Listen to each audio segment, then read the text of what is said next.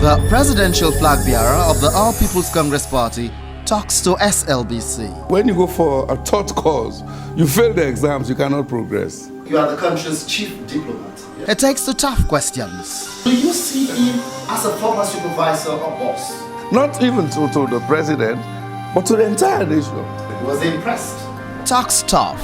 Do you think government is not any due diligence? One is the biggest international agenda item. Turns expressive. You see, you've now entered the realm of serious politics. Looks into the future. But as we secure this, we must also have the ambition to step up. And stays poised. If the economy grows rapidly, the income per capita will rise. One-on-one with Dr. Samura Kamara on SLBC TV. Welcome to this very special interview with the presidential hopeful of the All People's Congress Party. His name is Dr. Samura Matthew Wilson Kamara. If all goes well, he intends to be the next man at State House. 2 months ago, the All People's Congress Party came out of their convention with him at the forefront, the man that His Excellency the President, Dr. Ernest Bai Koroma, would like to replace him. Today, I am hosting him as my guest. Welcome to this special interview, sir. Thank you, Val. Thanks for having me in your program. You're very welcome. 2 months ago, you became one of the most popular people in Sierra Leone. You were put forward by the All People's Congress Party as its presidential flag bearer for the 2018 elections. You are the man they want to be president of the Republic of Sierra Leone. But then it took you about 2 months to come out to the people, to the nation, to make an address. To many, they were of the thinking that you were to make an address to the nation, almost like a president yourself. But it took 2 months to do that. What took you so long? Perhaps it took me 2 months to come to the media, your type of program, to talk to the people of this country. I've been talking to the people of Sierra Leone in several other areas. I've addressed the students at University of Makeni, just coming from a very, very fulfilling provincial tour, political tour, where the President, Dr. Ernest Bai Koroma, said goodbye to his people. At the same time, he thanked them for having heard him for 10 years, and then introducing me as the flag bearer of the party, and obviously his replacement. And I made statements in each and every one of those events. I spoke in Port Loko, I spoke in Cambia, I also spoke in Makeni. Prior to that, I was hosted by a group that is trying to promote governance in this country, promoting the status of the APC at the Hill Valley Hotel. And I also, in my own way, also address students, high school students at the Miata. Now, this is the second time I'm addressing or talking to the people of Sierra Leone through the media, your type of program. But I think the bottom line is that the APC is an institution. It has structures. When you speak for and on behalf of the APC. So you must be properly prepared by the APC so that when you speak, everybody knows it is the APC that is speaking. Are you talking about in your present position? Yes. Now that you have not become president? Position now, yes, because I am a presidential candidate for the party. Others, perhaps, when they speak as individuals because they own the party. It's a one-man type of institution. But this is an established institution, the All People's Congress. It took us a number of weeks to prepare, to set up the institutions, the committees that matter to promote the APC campaign. Dr. Samura Kamara, some people may say, and I may want to say, you have been given the flag already. All you have to do is to run with it. No, you have to prepare. You're speaking for and on behalf of the party. You have to prepare APC manifesto. You are the voice of the party as soon as you are given the flag bearership. But that does not mean you can just go out and just begin to speak just like that. You have to consult with your colleagues, the institutional structures within the All People's Congress Party. You discuss with the president. After all, as I said, it's an enviable institution. So you must carry that integrity with you. Now that I've considered the time is right, I can now come out, and I think I'm fully prepared now. I have the authority of the party to start speaking on their behalf. You were one of 28 people, yes, envying that big seat, the big position that you now have, flag bearer and the president in potency. Mm-hmm. Now, did you actually apply like the others? There have been thoughts that you manifested no interest and your appointment came from the blue. Well, everybody had their own opinion, but what I must say is that, yes, I was one of 28 candidates that competed for this position. We all did it in different ways. Some of us stayed quiet, others were more overt. But at the end of the day, by divine intervention, Samura Kamara was chosen through President Valcarcel in consultation with the party stalwarts. So I am humbled by that. I'm honored and I'm privileged to serve the party, but more particularly, so beyond that, to serve the country. Others were overt in their manifestation of interest for the position of presidential aspirant of the APC. How did you make your own interest known or felt? As an individual, I just hope that God will choose me. I did not discuss my interest with anybody. Except? But people will come to you and pronounce to you that, I think you will make a good president. I said, fine. Let God's will be done. And this is God's way. The president had a dinner of presidential aspirants He did. In the earliest periods. Yes. In fact, several of them. And the people they were expecting in his house for that dinner did not include you. In fact, when you turned up, people were alarmed.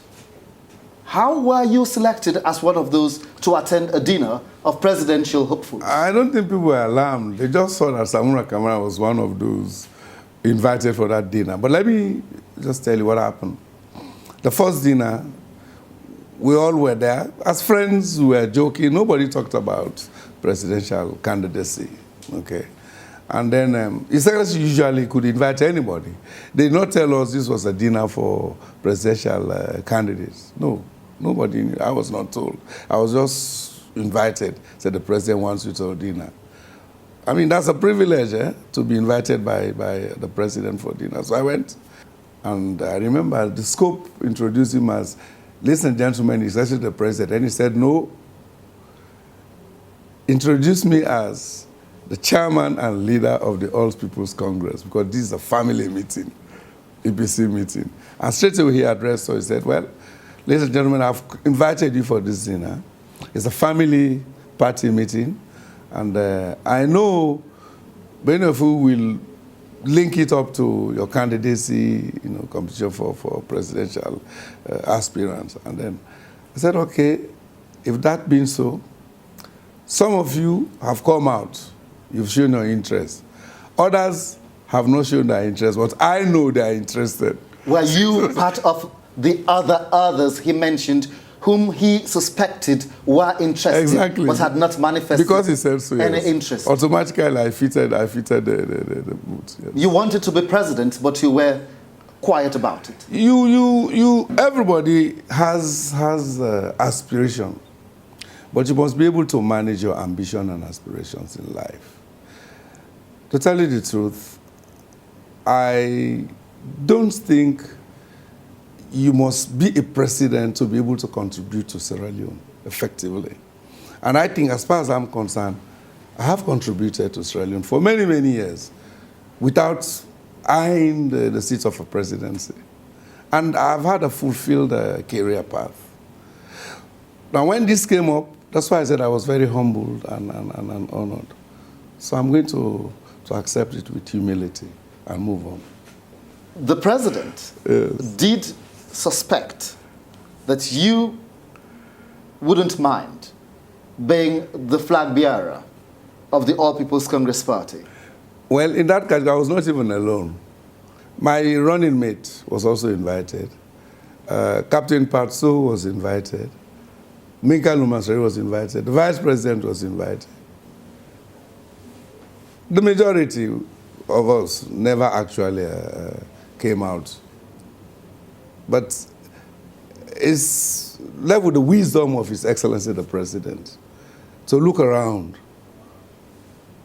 and to say, okay, I'm going to invite all of those whom I think will fill the shoes. And that's why it's important for everybody to know that each one of us, the 28th, could have fitted this position. You have flown each one of us with the president in and out of Sierra Leone. Indeed. On many occasions. He has had the time to observe you. Yeah. You have had the time to be very formal and to a great extent informal with each other. As well, yeah. Has he at any one time teased you? Never, he has never. When the president and I travel, we talk about moving Sierra Leone forward, about policies. As Minister of Foreign Affairs, whenever we traveled, our discussions would border on foreign policy, because I have a responsibility to raise the voice of Sierra Leone, to enhance Sierra Leone's external legitimacy, representation, and credibility, and relevance.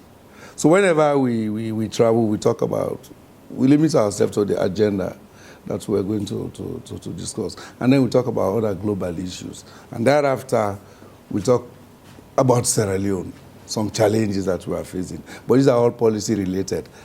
It had nothing to do with successor, because for me, I did not find it even interesting to talk to him about his replacement.